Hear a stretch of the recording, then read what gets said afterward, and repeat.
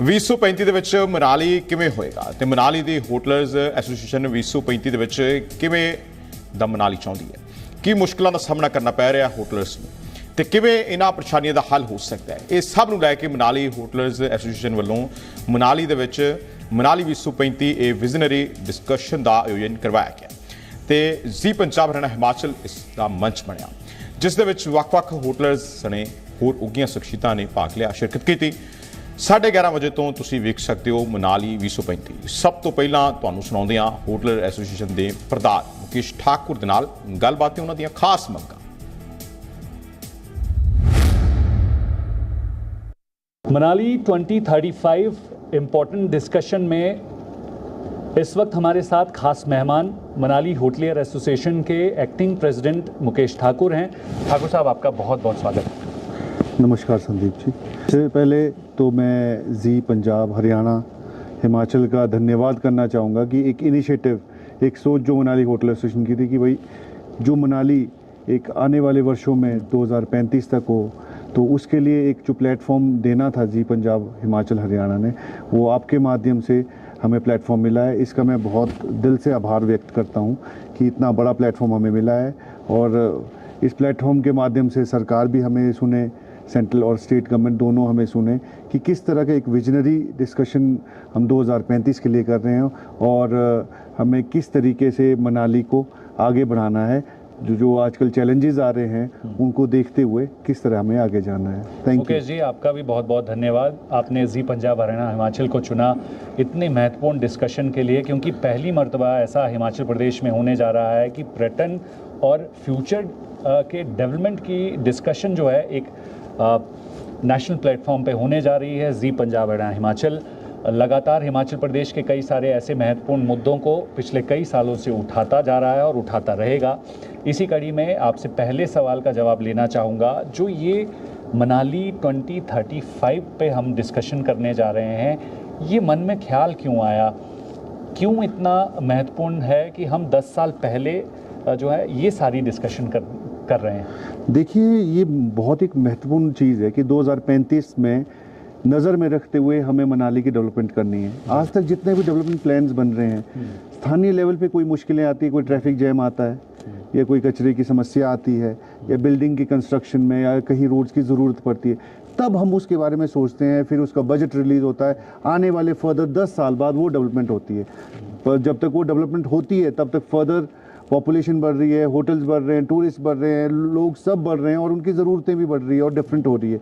तो हमारी ज़रूरतें उस टाइम चेंज हो जाती है। वी नीड समथिंग एल्स जब तक वो डेवलपमेंट अगर होती है। तो इसलिए एक विजनरी डिस्कशन की हमें बहुत ज़रूरत है कि हमें एडवांस में सोचना है कि हमारी फर्दर ज़रूरत क्यों है। इस टाइम में भी कई बार वो लगे कि यार ये तो वेस्ट है, इस तरीके की तो हमें ज़रूरत अभी नहीं है, पर आने वाले टाइम में जो वो ज़रूरतें हमें शुरू होंगी तो उसके लिए एक विजनरी डिस्कशन की बहुत ज़रूरत है। तो इसी सोच के साथ इसको हमने आगे रखा कि 2035 में जो सोच है उसको लेके हम कैसे चलेंगे और कैसा मनाली होना चाहिए।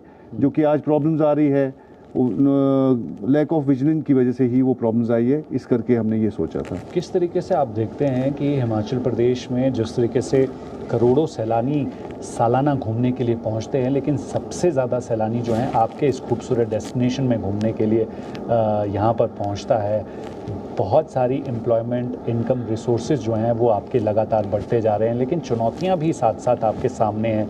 क्या ऐसी चुनौतियाँ इस वक्त मनाली फेस कर रहा है और आपको क्या लगता है कि आने वाले समय में मेजर्स ऐसे काम जो है करने की ज़रूरत है ताकि 2035 का जो ये इनिशिएट आपका और आपकी होटलियर एसोसिएशन का है, वो इनिशिएट कहीं ना कहीं एक फाइनल कोई पॉजिटिविटी देखा जाए?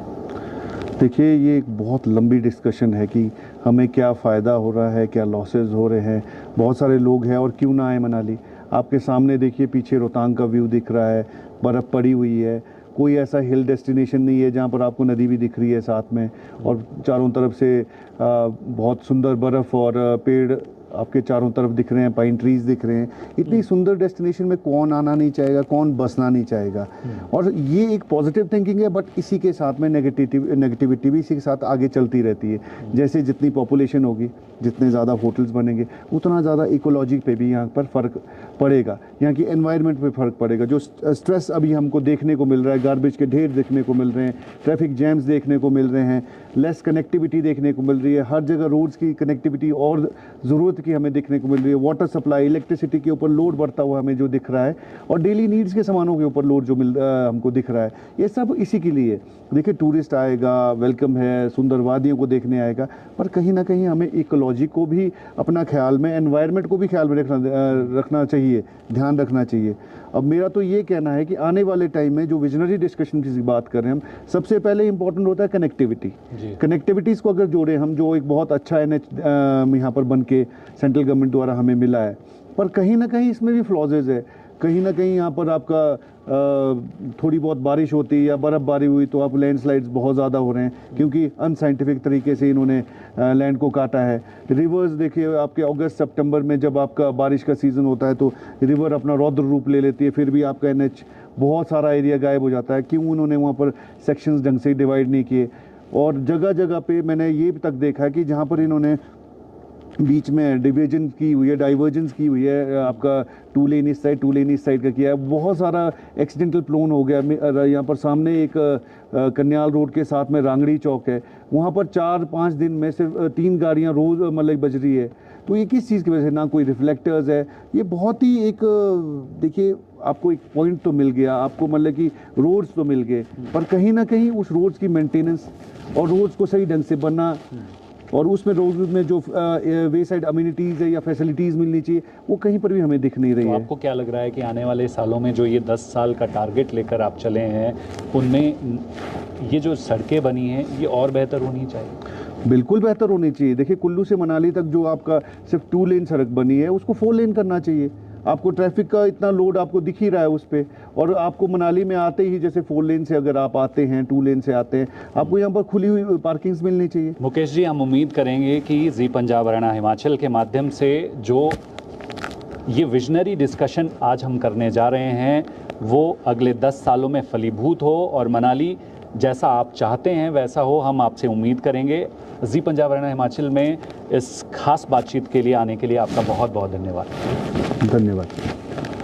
मुकेश ठाकुर हैं जिनसे हम ये बातचीत कर रहे हैं, क्योंकि मनाली 2035 में कैसा हो, और इस दौरान बहुत सारी ऐसी डेवलपमेंट्स जो हैं मनाली को चाहिए। उम्मीद करते हैं कि ये जो डिमांड्स हैं वो आने वाले समय में सरकारें हिमाचल प्रदेश में इस और अपना जो है वो काम करे। इस खास कार्यक्रम में अभी बहुत सारे ऐसे मेहमान हैं जिनसे हमारी बातचीत बाकी है। बने रहिए हमारे साथ।